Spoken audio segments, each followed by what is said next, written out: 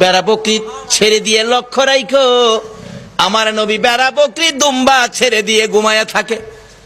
লোকেরা এসে খবর দেয়, খাদিজা গো, এমন রাখাল রাখছো, বেড়া বকরি দুম্বার দিকে খবর নাই, ঘুমায়া থাকে। তাই নাকি?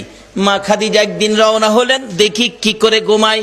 যাইয়া দেখে বেড়া বকরি দুম্বা ছেড়ে দিয়ে আমার আপনার নবী ঘুমিয়েছে। বড় বড় অজগর সাপ এসে নবীজির মাথার উপর ফনা ধরে ছায়া দিতেছে। খাদিজা বলেন, না না, এই রাখালের বকরি জংলার বাগে নিবে না। খাদিজা বাড়ির দিকে যায় আর ফিরা ফিরা চায়, এটা কেমন রাখাল রে? এই রাখাল তো সাধারণ কোনো মানুষ নয়। খাদিজা চিনে ফেলেছে। বেড়া বকরি দুম্বা নিয়ে বাড়িতে আসতে বলো আমার রাখালকে। আমার নবী দুপুর বেলায় বেড়া বকরি দুম্বা নিয়ে বাড়িতে রওনা হলে খাদিজা বাংলা রুমে বসে বসে দেখে, এটা কেমন রাখাল রে?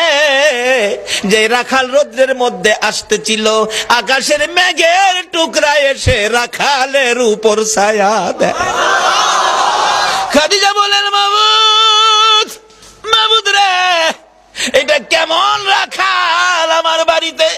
নিশ্চয়ই উনি সাধারণ কোন মানুষ নয়, নিশ্চয়ই কোন মহামানব হবে।